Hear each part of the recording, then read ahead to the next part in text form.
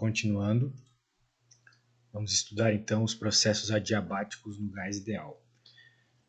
Novamente, uma daquelas situações ideais, uma daquelas situações que é um limite para entender determinada parte do conteúdo. Ok? Então aqui, já que a gente está tratando de um processo adiabático, não há troca de calor com o meio. Então o calor fica todo preso no sistema de interesse. Pela segunda lei da termodinâmica, pela primeira lei da termodinâmica, então a gente pode igualar a variação da energia interna com o trabalho. Se a gente está lidando com um gás, então a gente pode substituir o trabalho. Na verdade, a gente pode associar a energia interna, da mesma forma que a gente associa trabalho com essa expressão aqui da variação do volume, a gente vai associar a variação da energia interna com este termo aqui de variação de temperatura, um termo conhecido da equação do Q igual a Cm delta T, Ok, até aí tudo bem. A gente pode escrever desse jeito pelos teoremas de energia que a gente já estudou até agora. Uma vez que a gente tem isso, então nós podemos utilizar a equação dos gases ideais, diferenciá-la e chegar numa expressão para esse gama aqui. E a gente vai ver a importância desse gama quando formos estudar diferentes tipos de gases, não apenas os gases monoatômicos, mas também gases com outra estrutura molecular. Então é importante, por hora, a gente saber que existe uma relação que envolve o tipo de molécula do teu gás com essas capacidades caloríficas aqui, a pressão e volume constante desse gás. Então, a expressão aqui é dada desse jeito. Uma vez que o nosso gás não é necessariamente monatômico, então, num processo adiabático, a gente pode dizer que esse gás, agora mais genérico, ele pode ser dado por essa expressão de conservação aqui. P igual a volume elevado a essa relação entre as capacidades caloríficas desse gás é constante em qualquer estado. Então, obviamente, a gente pode manipular essa expressão dependendo de qual grandeza macroscópica está sendo conservada, que está sendo a mesma em qualquer momento dos processos desse gás. Ok? Muito bem. Uma vez que a gente construiu aquela equação geral para grandezas macroscópicas, a gente pode então expandir e procurar uma expressão para o trabalho. Então, novamente, o processo é adiabático, mas tem variação de volume e a pressão também varia em função do volume. Se isso ocorre, a gente tem um trabalho associado. Então, nós já sabemos como é dado a pressão nesse regime. Esse regime adiabático, em que a gente ainda não definiu o tipo de molécula do gás, é dado dessa forma. Então, substituindo isso na integral, a gente pode integrar esse objeto e encontrar, então, uma expressão do trabalho dependendo desses valores de capacidade calorífica, tanto em pressão e volume constante. Percebam que não é simplesmente aquele LN que a gente vinha conversando até agora.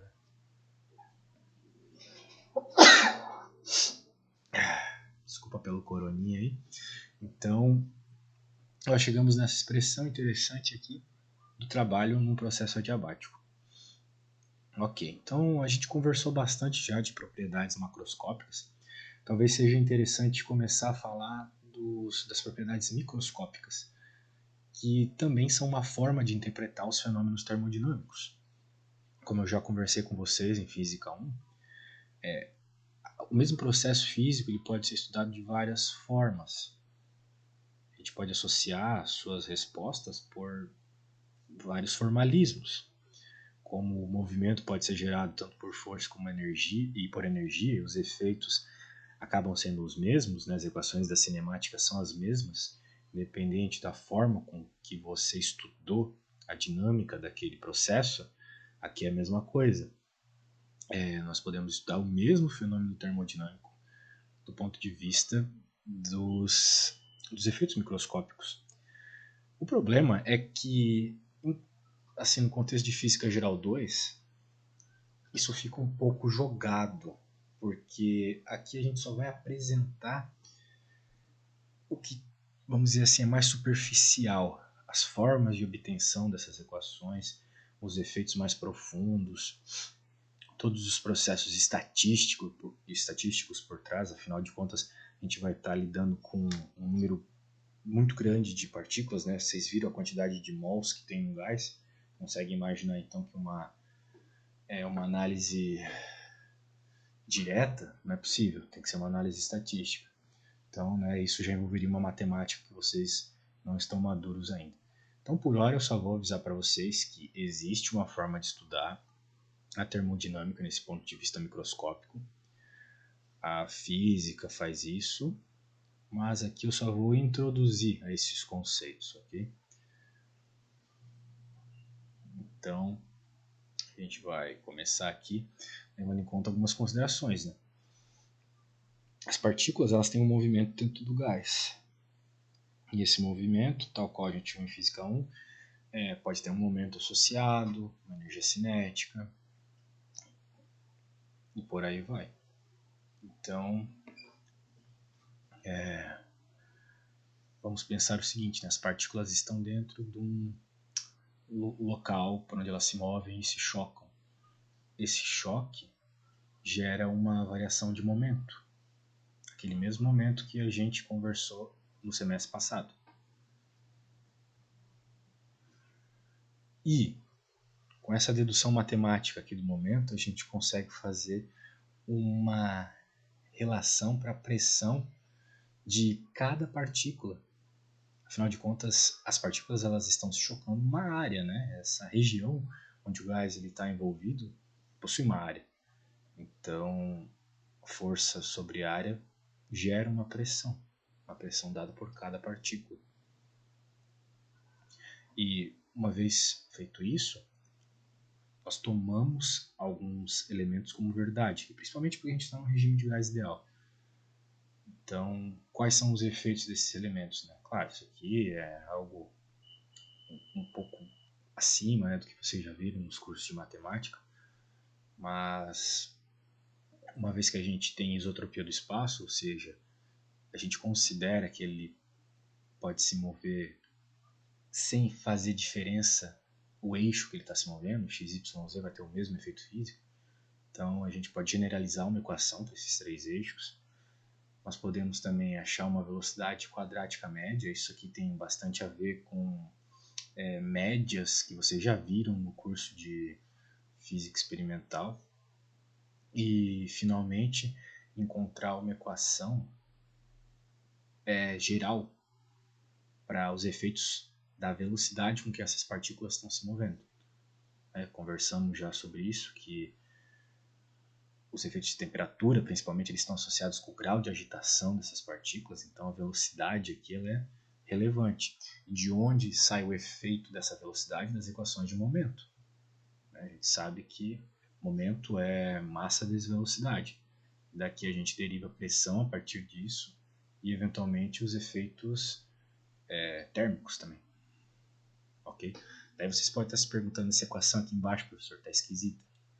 Realmente, ela é um tipo de processo matemático que vocês não viram ainda. Eu só peço que vocês relevem isso por hora e se apeguem ao fato de ter esse 3 dividido aqui. Isso é muito importante, porque esse 3 está associado com o grau de liberdade com que essas partículas podem se mover dentro do gás. E vamos, assim, simplificar para um modelo monatômico. Então, essa partícula ela vai se mexer apenas de forma translacional, ou seja, não vai se mover em relação a nada além dos eixos coordenados. E ela tem 13 graus de liberdade, então, porque ela pode se mexer tanto no eixo X, quanto no Y, quanto no Z. Ok? E bem, se aprofundando nesse assunto, então a gente chega nessas expressões aqui. Expressões que surgem novamente, desse contexto microscópico. Então a pressão, né, num gás, ela pode ser dada desta forma, a energia cinética desta, e a gente pode reescrever então a pressão em função dessa energia cinética. Tudo isso aqui, lembrando, no contexto de um gás, princípio monatômico. E aqui a gente percebe, eu quero que vocês se atenham a esse 3 meios aqui, vocês vão perceber que esse coeficiente vai mudar dependendo da quantidade de partículas que estão presentes na molécula do gás que vocês estiverem lidando, ok? Por quê? Porque os processos termodinâmicos que acontecem dentro de um gás, eles podem ser afetados pelos graus de liberdade que as partículas têm para se mover dentro desse gás. Se elas podem girar em torno de um eixo, não só se mover de forma translacional, os efeitos termodinâmicos são diferentes. Na verdade, vocês percebem isso na prática. Né? Imagine que vocês estão tentando pegar uma moeda. Vocês vão perceber, ou uma bola, qualquer objeto que gira em torno de si mesmo, vocês vão perceber que é necessária uma energia maior para mexer esse objeto do que simplesmente algo que estivesse parado. Então, o fato da possibilidade de objetos girarem, se mexerem em algum eixo próprio, não só transladarem, modifica as relações de energia dentro de um gás. Novamente, a gente não vai se aprofundar nisso, eu só estou dizendo esses pontos aqui para vocês fazerem um vínculo que existe, né, entre as grandezas macroscópicas e microscópicas. Então, né, percebam que mesmo estando num contexto microscópico aqui, a gente tem que ter a conservação de energia. Né? Se eu estou dizendo que existe uma relação entre as grandezas térmicas e a velocidade das partículas, então eu tenho que conseguir escrever isso numa relação de conservação de energia, que é o que a gente tem aqui. Então a energia cinética dessas partículas vai ter uma relação com a energia térmica, ou seja, a energia interna desse gás. Então, finalmente, eu consigo associar a velocidade quadrática média aqui das minhas partículas com a temperatura. Então, a gente percebe claramente, quanto maior a temperatura, maior é a velocidade com que essas partículas se movem. Então, aqui algumas relações dessas velocidades para alguns gases em específico. E vou falar um pouco também, rapidamente, aqui sobre a distribuição de Maxwell. Então, no começo, antes da mecânica quântica principalmente, era muito importante para os físicos o estudo dos fluidos. E, como a gente viu agora há pouco, né, esses fluidos eles são feitos de partículas microscópicas com efeitos microscópicos. De tal forma que eles tentavam estudar um apanhado estatístico desses efeitos. Como a estatística poderia explicar parte desses efeitos. E isso funcionou por muito tempo, até que eles chegaram no limite que só foi resolvido pela mecânica quântica. Mas muitos desses conceitos ainda são aplicáveis, mesmo sabendo que existe esse limite da mecânica quântica para um determinado escopo de fenômenos que a gente percebe no mundo macroscópico. A distribuição de Maxwell ela é suficiente para explicar o que ocorre no mundo microscópico e qual é a causa disso no mundo macroscópico.